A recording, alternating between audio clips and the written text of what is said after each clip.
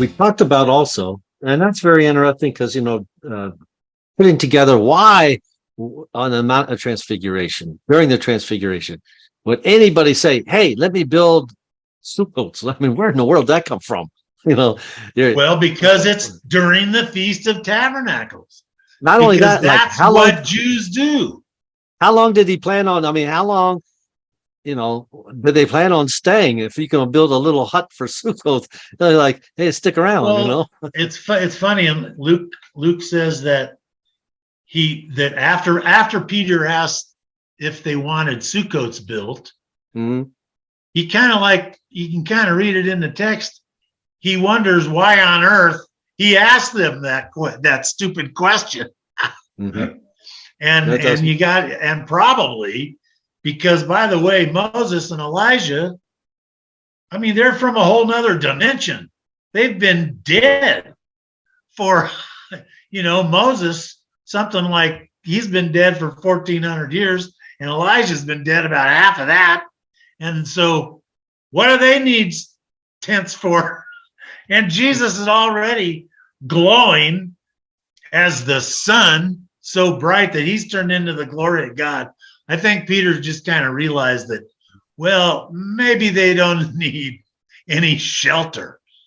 That could, I imagine that would be kind of. Well, not only that, they have Sukkots already built, I presume, down the hill on the short little walk back down to where they were when Jesus takes Peter, James, and John from the small group and takes them by the hand, basically, leads them up the trail to Baal's throne. Jesus is literally reversing the curse of the pagan gods that were on Mount Hermon and were literally born there. He first takes them to Caesarea Philippi, where Jesus makes a statement, who do men say that I am? And he says, well, finishes up, upon this rock, I will build my church. And then from that statement, then they go to Mount Hermon. You can actually take people to a place near Nimrod's castle was built high up on a hill. And it's easy to think that maybe on the side of the hill there could be tombs around. But you can take them to the location now where the pagan gods had their thrones and were buried. Well, above their tombs is, or was rather, the throne of Baal, Baal's temple. That's what was there originally on that hill, because Nimrod's fortress is literally only 1,000 years old. So what was there when Jesus took his disciples? The temple of Baal. So in other words, we go there today. Of course, there's the ruins of a huge castle. Very cool, right? Oh, yeah. But then you can turn around and describe to people that are in your tour group that you start at Caesarea Philippi, where Jesus proclaims, upon this rock I will build my church, referring to the statement that Peter made, not that Peter was to build it upon Peter. That's Catholicism.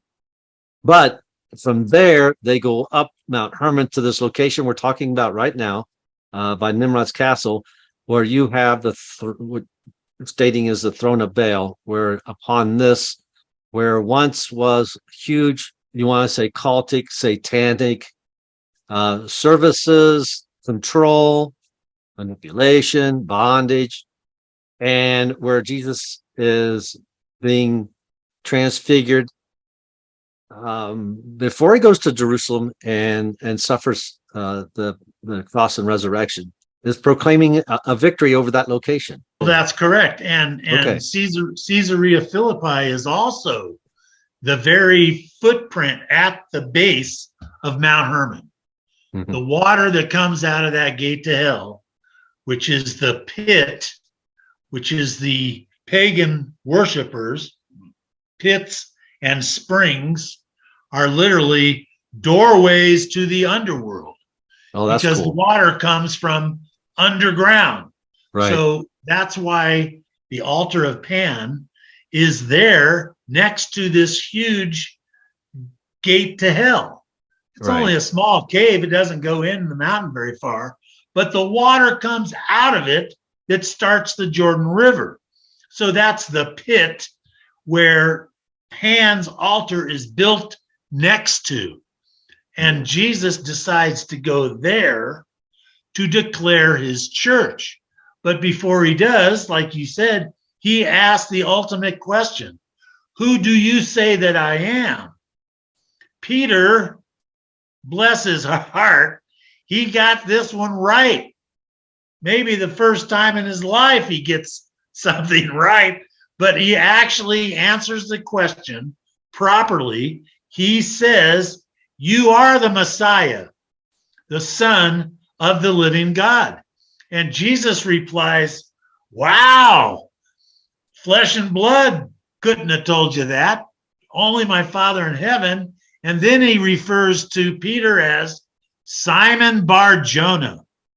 Instead of Simon Peter, now he's called Simon, son of Jonah, son of the prophet. Well, that swells his head right up. Peter, you can see him, sort of strutting his stuff around, because now he's Simon Bar Jonah, son of the prophet Jonah. And then Jesus goes into telling them that he's going to have to go to Jerusalem to die. And of course, that's when Peter rebukes him. Right. Peter says, That's right. Peter Yes. says, no, Lord, that's impossible. You're not have to do that, And Peter then gets put in his place right now. His promotion is taken away immediately. Okay. And Jesus says, "Get behind me, Satan, because your mind is not on God's will. Your mind is on your own, the world's will." He really gets scolded badly because, of course, that's all of our problem. We all consider ourselves before we consider God, what God's will is. And by the way, these disciples, they don't get it spiritually. They can't think in spiritual terms. That's why Jesus says to them on the way there, after feeding the 4,000, "Beware of the leaven of the Pharisees and Sadducees," which is not bread. And they discuss it amongst themselves because they never know what Jesus is talking about. The two things they discuss amongst themselves basically is, what on earth is this guy talking about? And who of us is going to be in charge? That's all they're worried about. Who's going to be in charge? Oh my gosh. So watch this. The answer to the question is, you're the Messiah. You're the Son of the living God. But immediately when the Son of God, the Messiah, tells them that he's going to go die, oh man, they all come unglued. They can't stand that part of the story. They don't understand it. They can't comprehend it because they're still looking for the Messiah that's going to rule and reign and put them in charge. It's like, wait a minute. No. That's his second coming. When he comes the next time, he's coming as the King of Kings and the Lord of Lords, and he's going to wipe out the devil and send him away. And after the tribulation, we get 1,000 years of peace, finally. But back then, Peter and the disciples, they don't understand spiritually any of this stuff. That's why Jesus scolds them and takes his promotion away. And then he says, and some of you, this is Jesus talking, some of you are not going to die until you see the glory of God. Right. Yes. You're going to have to pick up your own cross and follow me. Boy, there's one they don't like. I wouldn't like that. So he says, okay, Peter, James, and John, follow me up the hill. And they go for a little walk, a Sabbath day's journey, if you will, which the trail is still there to this day, to another pagan altar, which happens to be Baal's temple. Mhm. to become the glory of God. He turns into the glory of God. And the voice of God then answers the question. What does God say? This is my son in whom I am well pleased. That's theological gold right there. That is kind of neat the way you put that together. I was getting excited too, just listening to it, because I'm wondering, like, when you're going, like, where you're going next. And this is a nice little puzzle you're putting together. That he goes from Caesarea Philippi, which has been a pagan cult for probably a good 1,500 years, not just the Greek and Roman period. Now he goes up to another site. Okay, that and this would even go back earlier than pre-flood. I'm having fun with this, in my own mind, my imagination. I've been to these locations, so I can add, another little theme to my brain. Like Well, Jesus and Caesarea Philippi. Yeah, go ahead. I'm sorry. If you're somebody like L.A. Marzulli, you would write a book about the cosmic chess match, which is the spiritual battleground that we're all in. Mm-hmm. And Jesus goes to Mount Hermon, where all the corruption of the world began, when the bad angels came down to earth and mated with the women and bore the giants, the men of renown, that became the pagan gods of later years, which the pagan world still worships to this day. And what does he do? He goes up there to not only declare his church, and by the way, the church is built on the rock of debauchery that they're standing on. We're all cut out of that rock, dug out of the pit, hewn from that rock, and that's Isaiah 51. You should read that one day. You'll blow your mind. But he basically gives the devil notice. He's going to the devil's kitchen, the devil's own breeding ground, where the devil tried his best to mess up the DNA of the human race so the Messiah can't come and the seed of the woman can't be born, which is prophesied back in Genesis 3:15, the seed of the woman. And Jesus goes there for checkmate, to put the devil on notice that the gig is up. I'm taking your people. I'm going to redeem them with my blood, and they are going to be the combatants. They're going to be the army against you and your cronies of evil. And that's what the mandate of the church was, the keys to the kingdom of heaven, because in those keys it says whatever you bind on earth will be bound in heaven, and whatever you loose on earth will be loosed in heaven. This is good stuff. Right after all this happens, Jesus is laughing. He says, yeah, I saw the devil fall from the heavens like lightning, like a star, like a lightning bolt. And he tells his disciples, nothing can ever hurt you. Not scorpions, not serpents. You have all authority over the dark forces of evil. All that happens right there in the devil's own kitchen. Hallelujah. That's checkmate, according to L.A. Marzulli. You're taking us to Caesarea Philippi and then up to Mount Hermon. Traditionally, they take the Transfiguration. That's where they put it, Mount Tabor. Mount Tabor is one of the most beautiful places in Israel, but it's the wrong place for the it's way, way, way far away. As soon as you mentioned the Sabbath day's walk. 50 miles south. That's right. Impossible. I forgot about that when you said a Sabbath day's walk, especially during a festival season. And I'm thinking, like, that's right, and just because of that, no way. Not only is it 50 miles, but just that alone, that's the end of it right there. It's a Sabbath day's walk. Have a good day. I'm the first one, I think, that actually put the pieces of the puzzle together and connected the dots. Mm-hmm. Mostly because I hiked these crazy ridges and saw all those old temple sites. Most of them are pre-flood. I mean, they've got standing stones, they've got pits, they've got niches for the statues of the pagan gods. They've got all of that stuff that they should have. And that's how I figured out what I was supposed to be looking for. And I found it. It's incredible. And the story makes a lot of sense. I've been working on the book frantically. I've got 10 chapters finished. Boy, and that's and cool. I don't think it's going to go past 12 chapters. So I'm right there. So let me ask you off the subject a little bit. You're by yourself.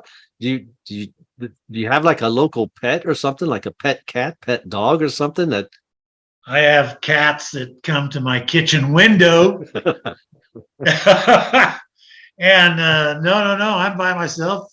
I have a lot of friends around here. I've only been doing this now 5 years. So I'm in the same apartment. I've been adopted by a couple families here in town. Got friends all over the place. Yeah, I take aren't you a little walks old through. for adoption? No. No, I like being adopted, especially into the house of Israel as an heir to the promises of Abraham. Come on. All right. Now that you know the background of this story and how when Jesus says, upon this rock, I will build my church, and the gates to hell will not prevail against it. I will give them the keys to the kingdom of heaven. Whatever they bind on earth will be bound in heaven. Whatever they loose on earth will be loosed in heaven. That's what took place right literally on the altar of Pan at the very gate to hell. Now watch this. This comes from the book of Isaiah, obviously Old Testament. This is chapter 51. And for years, this chapter just went in one ear and right out the other. Watch this. Verse 1. Listen to me. Isn't that what God says? Listen to him. Listen to me, you who follow after righteousness, you who seek the Lord. Well, isn't that, those are the good guys. Those are the believers in God that are seeking him. Look to the rock from which you were hewn, and to the hole of the pit from which you were dug. Wow. Come on. What is God talking about here? Well, we just heard it, because Jesus says, upon this rock, I will build my church. He's not, Catholicism says that he's referring to Peter. Peter is the rock, and the church is built on him. Wrong. The Protestants then come along and say, well, we know that's wrong, because the next line, Peter is getting rebuked and called Satan because his mind is in the gutter. Okay, so the Protestants then, they come along and they say, well, it can't be Peter. It must be Peter's confession, because he's the one that answers the question correctly. This is the Messiah, the Son of the living God. Okay, but go one step farther. Who is really the rock? I think Peter can be part of the rock, but you and I are the rock. The church is the rock. We've been cut out, hewn out of the rock, taken out of the pit, the hole of the pit, because you and I are old sinners. We're redeemed sinners. The entire church, George, is built on sinners. Sinners redeemed, but still sinners, cut out of the rock and dug out of the pit. And then, of course, it goes on about, listening to Abraham and Sarah, and Abraham being called alone. We are all called alone. These are personal decisions we all have to make on our own.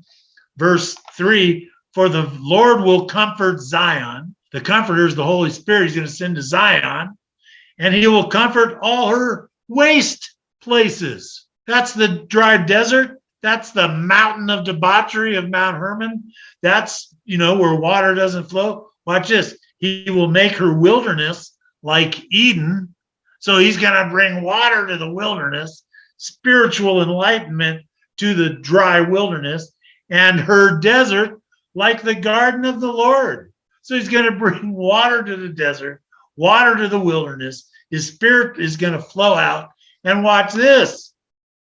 Like the garden of the Lord, joy and gladness and thanksgiving and the voice of melody. Those are all words of the Feast of Tabernacles. That is literally tabernacle vocabulary in this verse. And it says, give ear to me, O my nation, for law will proceed from me. Of course, the law proceeds from God, but me is the Lord, and I will make my justice rest as a light to the peoples. And in this case, the term as a light, as is capitalized. So he will be the light to the nations. That's Jesus. He's the light of salvation. He's the light of the world. He is the pillar of fire and the Shekinah glory over the literal Ark of the Covenant. He is the light show. He is the ultimate light show of all that he declares on Mount Hermon when he gives notice to the devil that it's all done. During the light show in Luke, it tells us what Jesus, Moses, and Elijah were actually talking about. That Jesus is going to go to Jerusalem for his departure, for his death and resurrection. That's what the conversation was. But you know what? It just would be a very interesting add-on to any tour group that's getting as far as Caesarea Philippi. Every time I go to Israel, I definitely go to Caesarea Philippi. First time I was there, I think the driver, our tour guide, drove past, and you see it up on the hill. And he took us to the 1966 outpost, the 6-Day War, right? 1967 6-Day War, that outpost you were talking about. That's where we went, where there's they got where everybody goes. Bunkers and ruined tanks right. and still sitting there. And we went there, and yeah, that's exciting, but come on, a castle? You know, I'm from New Mexico. I know, man. Hey, I try to get these tour guides to do it.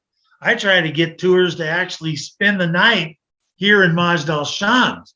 Mm-hmm. But so far, I haven't been very successful because they all have deals with the hotels in Tiberias. Oh, yeah, that's true. I'm going to throw this one at you. When you're digging at Tel El Hammam, like you said, down by the Dead Sea is the lowest place on the entire planet. Tel El Hammam is something like 1,000 feet below sea level. And the Dead Sea is over 1,200 feet below sea level. So in your mind, when you think about, you know, that after the 40 years in the wilderness that the Hebrews crossed the Jordan River, right, it dries up, and you think like the Reed Sea or the Red Sea. Yeah. And but when you get to the Jordan, you could actually probably just, if you took a good run, in some locations, you could jump across it. I know it's an exaggeration, but. No, that Jordan River sometimes is down to just a trickle. Yeah. You could literally step over it without getting wet. Problem is, you don't dare do that because you'll get shot. You won't last 10 minutes. Yeah, because I went down, and this is not negative. I know people go down there to get baptized in certain locations. Yeah. But there's a section that I know I went down to the Jordan River, but it was on the Jordanian side. Yeah, you know, the Jordanians, they beat Israel to the punch of creating a baptismal site where John the Baptist baptized Jesus. Mm-hmm. Okay. Now, you won't believe this, but exactly on the opposite side. And I know the picture in your mind when you were on the Jordanian side, right at the baptismal site, you're looking at this little trickle of a creek that you could literally step over. And on the other side of the river is just nothing but mud and trees and army. Right. Yeah. All kinds of Israeli soldiers, etc. Now, on the other side of the baptismal site is this big, beautiful facility with places to preach, places to sit in the shade, restrooms. There's a restaurant up there as the baptismal site in Israel. Mm-hmm. So now there's 2 baptismal sites in Israel. One down low near the Dead Sea, where John the Baptist was baptized. And of course, the one at Har Yardim up on the Jordan River, right at the Sea of Galilee, Right. where everybody gets baptized. That's where I went. Yeah. But I went to both. With Tal Al Mom, I was down south, but in a tour group, I went the one up further north. Right. Right. Yeah. So that's true. Now, the one down by when I was at Tal El Hammam with you, they went down there. I think they built a small, I think it was Catholic, right? It was well, now, a church. Yeah, there's a Greek Orthodox church Greek, down there. okay. St. George. So we were walking down there. I'm just going to. And anyway, they had in the what we might have in the military is a like a Hummer, but it had like a M60 on the top of it. So here's the baptism place. You got a church, and here's like a Hummer with the M60 on top of it. Right on and the I other thought that's side. kind of a unique picture. So I was going to take a picture of it. And one of the Jordanian army, police, or what have you, stops me. And he says, no, we don't allow you to buy, to take pictures.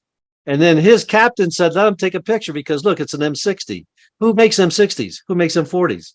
Who makes the deuce and a half? Who makes the Hummer? He says, no, we bought that stuff from them anyway. Let them take a picture of it. That's right.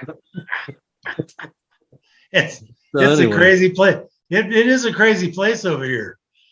Some people kind of go through some culture shock. I for one just love it. I wake up over here, man. I'm twice as alive in the Middle East as I am back home. It's going to be time for me to sign off because we're going to break this up into two segments.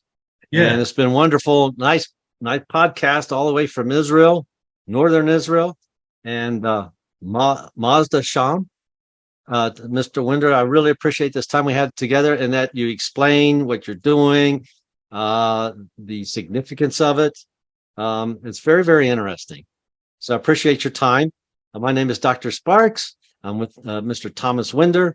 He's a researcher exploring some archaeology up in Northern Israel.